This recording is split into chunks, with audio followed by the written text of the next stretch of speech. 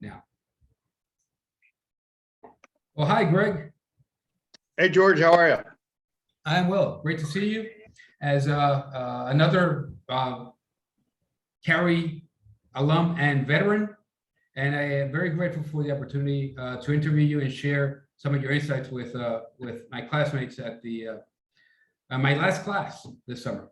Yeah, congratulations. That's awesome. Entrepreneurial finance was an awesome class, and I remember that one myself. And remember stepping through the different interviews to figure out how people got to where they were. Well, you are my late state entrepreneur, so I'm just going to let you take it away since you already took the class yourself. All right, cool. Well, so I'm up here in Las Vegas, Nevada right now. I'm have a couple different things I'm running right now. One of them's a security company.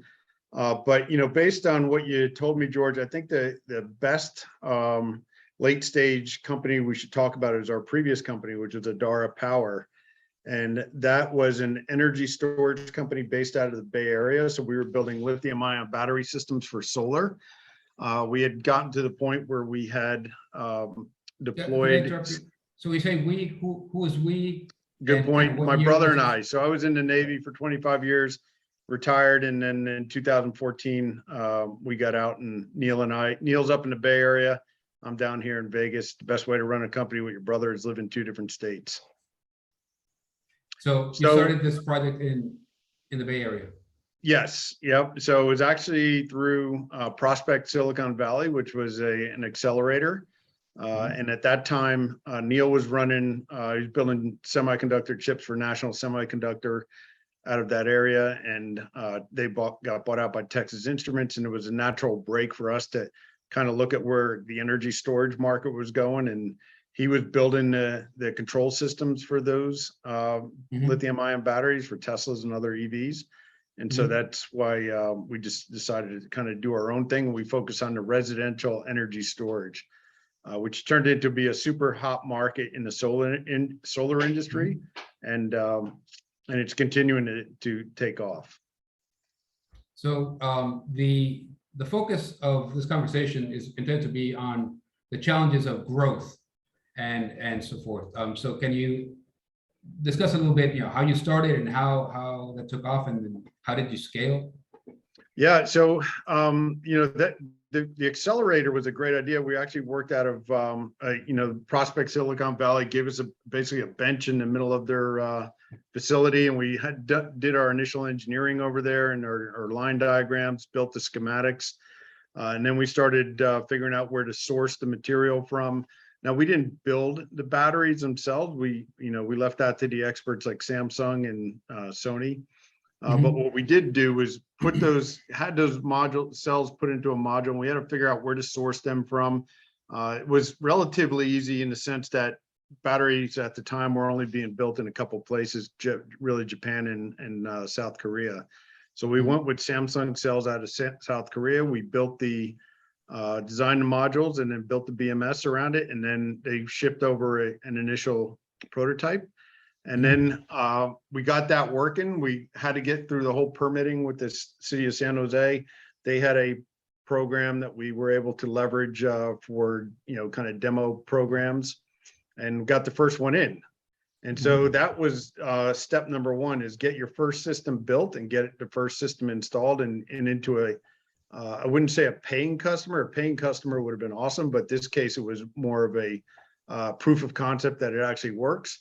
We built an app so that you could see it on your phone, and then it was just a matter of continuing to refine that, and then start getting the word out about what we were doing. And we went to a couple solar shows, and then first one's up there at the Moscone Center in San Francisco.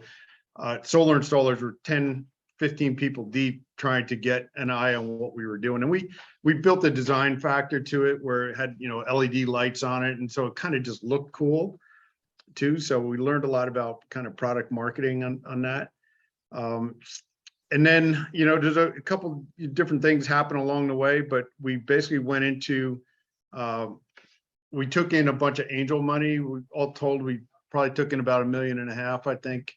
And that allowed us to buy the first 10 systems, have the cabinet manufactured by a group in Texas, bring the modules over. And, when you're trying to scale, the key is, that initial product cost for that first system. I mean, our cost for the system was probably, say $18,000 for the first one. So as you scale, you're trying to drive that product cost down because nobody's going to pay $18,000 for an ROI that's worth $3,000, right? Right.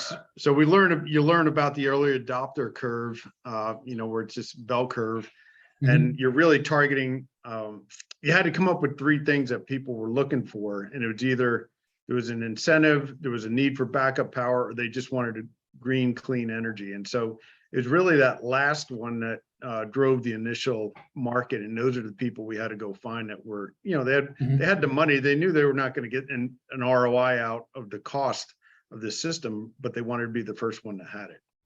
Right. And so you sold at some point. You sold your first paying system, and how was that? If you can share. Yeah, well, I mean, we at that point we were taking pictures just like we really felt like we built a product in the garage in Silicon Valley, just like Apple and everybody else. There's lots of high fives. Right. Everybody was super excited. We had it. The benefit was we could pull it up on the app, so everywhere we went, we could say, yeah, the system is right here. It's on your app. And then when you went to talk to utility guys, as we started to build more and more systems, we could aggregate this power and we could show them that we could push power into the grid from our cell phone. And that was super cool. And they were like, holy cow, this technology is much farther advanced than even the utilities were expecting. And then later on, you just saw them pushing back on, solar, residential solar, and particularly energy storage. The Fire Prevention Society of America, they came out and filmed a video because they knew this was coming, and they used our system because people were putting lithium-ion battery systems in their houses, and the fire departments had no idea how to put these things out if they caught on fire. So we work with them, just trying to address it from that aspect.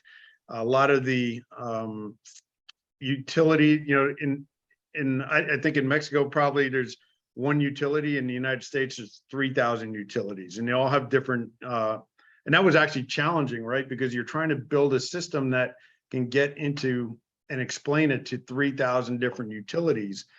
So we found that we had to kind of do a branch plan and stand up an entire training curriculum and course where we had to bring installers in because that was really the only way to get the market, because everybody loved the product, but because it was integrated into electrical systems in homes and you had to meet code and all these other kind of things, we got to a point where we couldn't progress past that because the AHJs, the inspectors basically were shutting it down, saying, I don't understand this, so therefore I won't approve it. Right.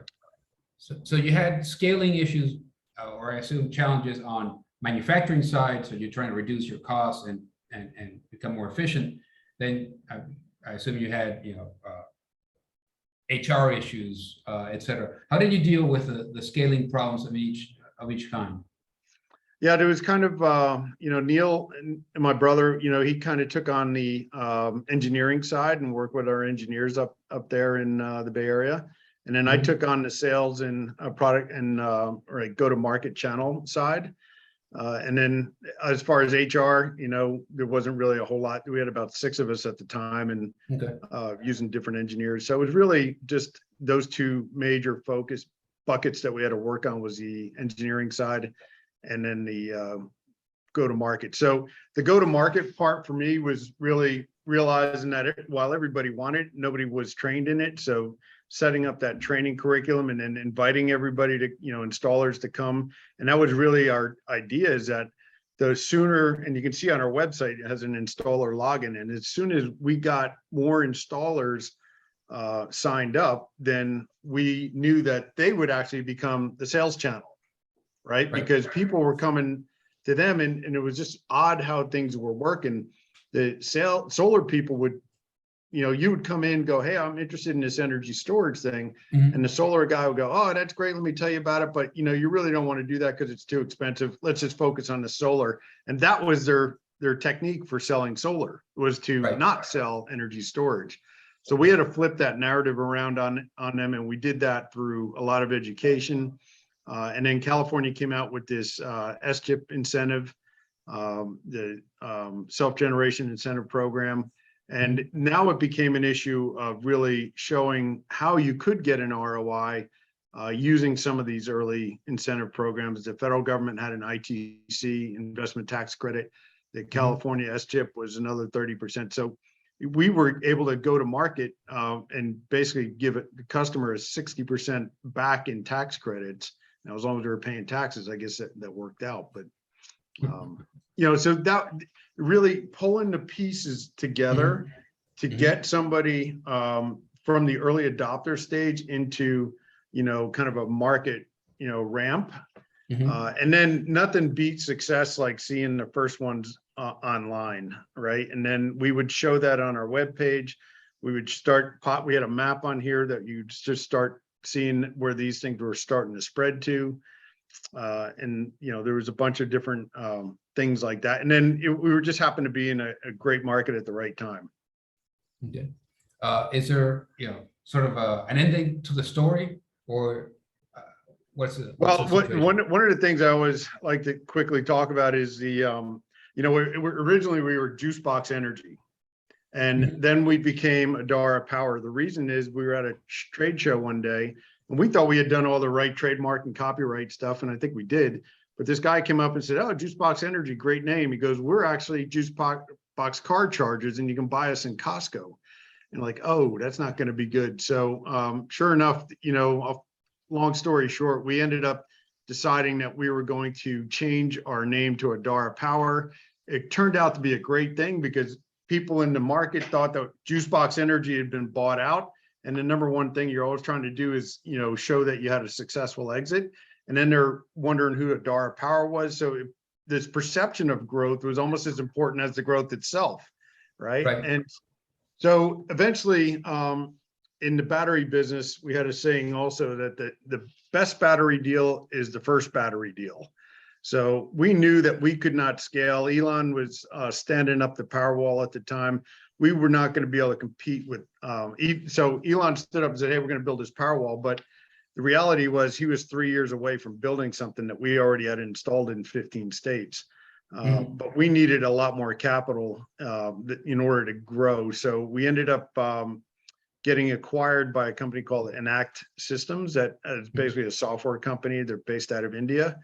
And that just seemed like the right time and opportunity for us to transition. So that's what we did.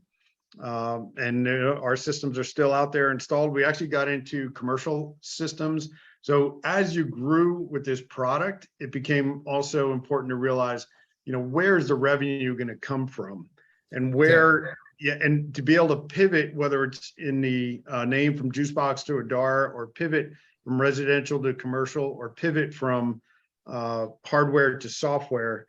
That pivot was,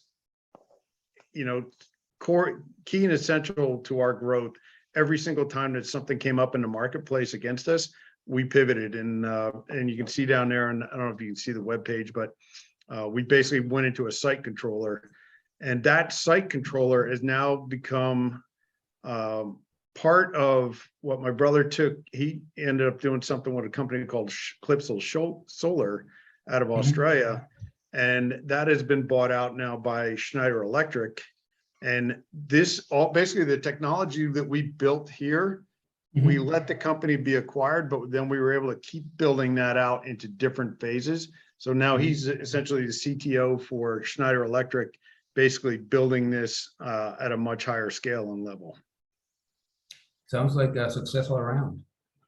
Yeah, it's it's hard to be hardware business is difficult. It's high capital, it's super expensive. There's a lot of stuff has to go right. When the software people that are building software, they just got to get it right once, and then it scales pretty quickly. But hardware is a different story. Generac actually got into the marketplace, building the technology between generators and batteries.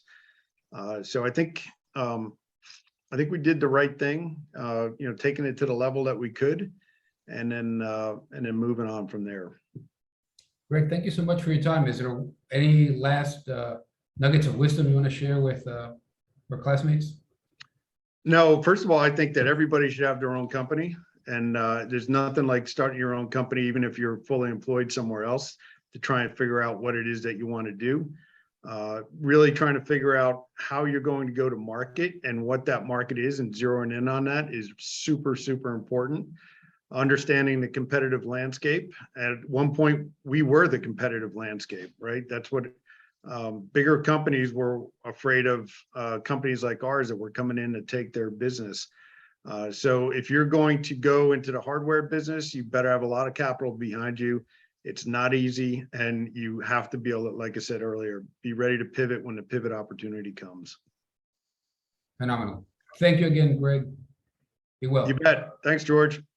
Bye-bye.